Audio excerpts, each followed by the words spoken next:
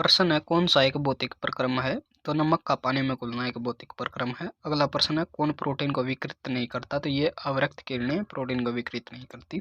अगला प्रश्न है कौन सा यूरेनियम समस्थानिक परमाणु ऊर्जा संयंत्र में बिजली उत्पादन में इस्तेमाल किया जाता है। तो ये किया जाता है यूरेनियम 235।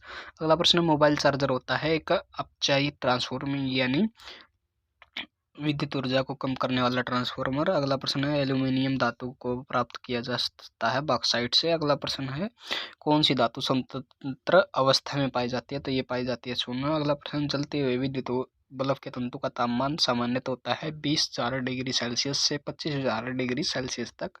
अगला प्रश्न है मेंस विद्युत प्राद्य में फ्यूज का प्रयोग एक सुरक्षा युक्ति के रूप में होता है। फ्यूज के विषय में कौन सा एक कथन सही है कि इसका गलनांक निम्न होना आवश्यक है। प्रश्न कौन सी धातु चुंबक द्वारा आकर्षित नहीं होती। तो एल्यूमिनियम। अगला प्रश्न बॉक्साइट अयस्क है एल्यूमिनियम का। अगला प्रश्न है परम शून्य तापमान पर अर्धचालकों में विद्युत प्रतिरोध हो जाता है। तो ये हो जाता है अनंत। अगला प्रश्न है फ्यूज में होता है उच्च प्रतिरोधकता शक्ति और निम्न गलनांक होता है। अगला प्रश्न है सिलिडियम सल्फर ब्रोमियम फास्फोरस में से कौन सा एक विद्युत का मंद चालक नहीं है। तो सिलीनियम जो है विद्युत का मंद चालक नहीं है। अगला प्रश्न है श्वेत प्रकाश को नली में कैसे पैदा करते हैं। तो ये करते हैं तंतु को गर्म करके। अगला प्रश्न निश्चेतक के रूप में प्रयुक्त हो सकने वाला पदार्थ है। तो ये है क्लोरोफॉर्म नाइट्रस ऑक्साइड।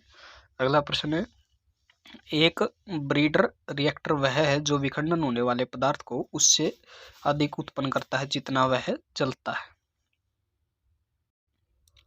प्रश्न टरबाइन एवं डायनमो में बिजली प्राप्त करने के लिए किस ऊर्जा को विद्युत ऊर्जा में परिवर्तित करते हैं। तो मैकेनिकल ऊर्जा को यानी यांत्रिक ऊर्जा को। अगला प्रश्न है प्रकाश विकिरणों की प्रकृति होती है। तो ये होती है तरंग व कण दोनों के समान। अगला प्रश्न है ऐसे परमाणुओं को जिनमें प्रोटॉन की संख्या समान परंतु न्यूट्रॉन की संख्या भिन्न होती है क्या कहते हैं। इन्हें कहते हैं समस्थानिक यानी आइसोटोप। अगला प्रश्न है कौन सा एक अर्धचालक नहीं है। तो गैलियम आर्सेनाइड एक अर्धचालक नहीं है। अगला प्रश्न है कौन सा तत्व मूल तत्व है। तो मूल तत्व है रेत। अगला प्रश्न है एक सामान्य शुष्क सेल में विद्युत अपघटय होता है अमोनियम क्लोराइड। अगला प्रश्न है दोपहर 12 बजे किस दिशा में इंद्रधनुष दिखाई देगा। तो दोपहर 12 बजे इंद्रधनुष नहीं दिखाई देगा। अगला प्रश्न है वायु में थोड़ी देर रखने पर किसी धातु के ऊपर हरे रंग के बेसिक कार्बोनेट की परत जम जाती है। यह धातु होती है तांबा। प्रश्न ऑटो हान ने अणुबम की खोज निम्न आधार पर की थी। तो उन्होंने की थी नाभिक विखंडन के आधार पर। अगला प्रश्न है हीटर की कुंडली यानी कॉइल किससे बनी होती है। तो ये बनी होती है नाइक्रोम से। अगला प्रश्न है यदि किसी ऐनक के लेंस की शक्ति +2 डायोप्टर है तो इसकी फोकस दूरी कितनी होगी। तो ये होगी 50 सेंटीमीटर।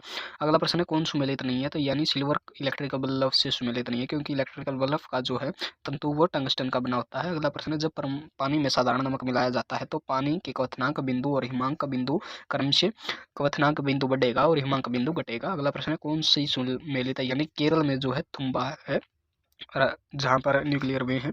और अब श्रीहरिकोटा है आंध्र प्रदेश में और पोखरन है राजस्थान में। ये सभी न्यूक्लियर यहाँ पर सभी पर न्यूक्लियर जो है संयंत्र स्थापित है। अगला प्रश्न सड़कों पर काम करने निकला कलाई वाला बर्तनों को चमकदार रूप देने हेतु एक चमकदार चांदी समान तत्व का प्रयोग रगड़ने हेतु करता है। यह तत्व किसका बना होता है। तो यह बना होता है जस्ते का।